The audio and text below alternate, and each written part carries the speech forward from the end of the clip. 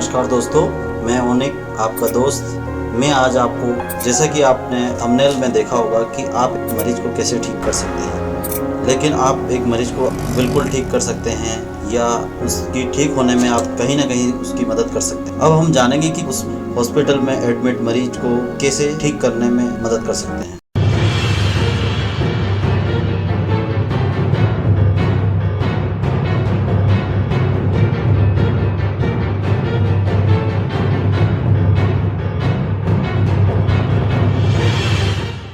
हम देखते हैं कि हमारे परिवार में कोई भी जब वो हॉस्पिटल में एडमिट होता है तो हम यह सोचते हैं कि उस बंदे से जाकर मिल आते हैं, नहीं तो फिर सुनने मिलेगा कि मिलने तक नहीं आए। तो क्या आपको लगता है कि आप उस व्यक्ति से मिलने पर उसके दर्द को कम कर सकते हैं या उसकी चिंता को कम कर सकते हो? अक्सर हम किसी मरीज से मिलने जाते हैं तो ज़्यादा से ज़्यादा कोई फल फ्रूट लेकर उससे मिलने जाते हैं। हॉस्पिटलों में कोई भी एडमिट होता है तो बड़े बड़े बिल और साथ में घर परिवार की चिंता उस आदमी को कुरेदती जाती। उस पलंग पर पड़े उस मरीज को के दिमाग में उस बीमारी से ज़्यादा उसके परिवार की चिंता खाती जाती है, एवं कि वह कहां से, कैसे और किससे रुपयों की व्यवस्था करे या जो लग रहे बिल कितने पैसे और लगना है उसकी चिंता में लगा रहता है। तो क्यों ना हम जब भी कभी किसी मरीज से मिलने जाए तो उसके लिए उसकी चिंता को कम करने के लिए हम जब भी किसी मरीज से मिलने जाए तो हाथ में जितना हो सके अपनी हैसियत के अनुसार उसके लिए कुछ न कुछ रुपये पैसों से उसकी मदद हम कर सकते हैं, क्योंकि हॉस्पिटल में बेड पर पड़े मरीज को सबसे अधिक जरूरत उस दौरान में रुपये पैसों की ही होती है, जहां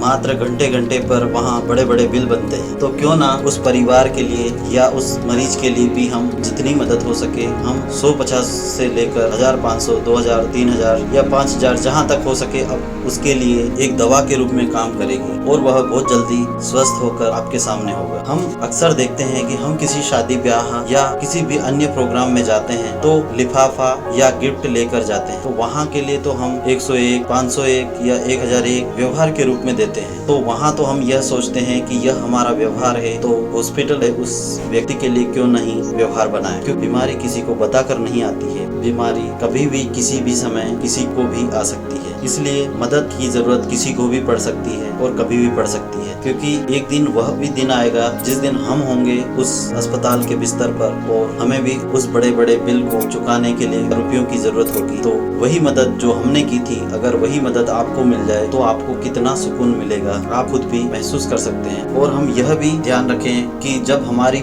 मदद कोई करता है तो हमारा भी फर्ज बनता है कि जब भी उसको जरूरत हो तो हम भी उसके साथ खड़े हों। ऐसा ना हो कि जब हमारी बारी आए उस व्यक्ति को हमसे कोई मतलब ही ना हो, क्योंकि हमेशा यह देखने में आता है कि मदद करने के टाइम पहला व्यक्ति तो मदद कर देता है, पर जब उसकी बारी आती है तो वह पीछे हट जाता है या उस मरीज को उस दिन को भूल जाता है जब उसने मदद करी थी। तो क्यों ना हम इसके लिए भी अपने परिवार, अपने समाज में एक ऐसी कड़ी बनाएं कि जब भी हमारे परिवार में किसी को भी इस दुख तकलीफ या किसी भी बीमारी या दुर्घटना जहां जरूरत पड़े उसके लिए हमेशा तैयार रहें। तो इसी बात को लेकर आज हम एक नई शुरुआत करने के लिए कोशिश करेंगे। तो दोस्तों, आपको हमारा एक नई शुरुआत आपको कैसी लगी हमें कमेंट बॉक्स में कमेंट कर बताएं और वीडियो को लाइक करें, शेयर करें अपने परिवार के साथ, और हमारा यह चैनल अभी तक सब्सक्राइब नहीं किया हो तो सब्सक्राइब करें। धन्यवाद।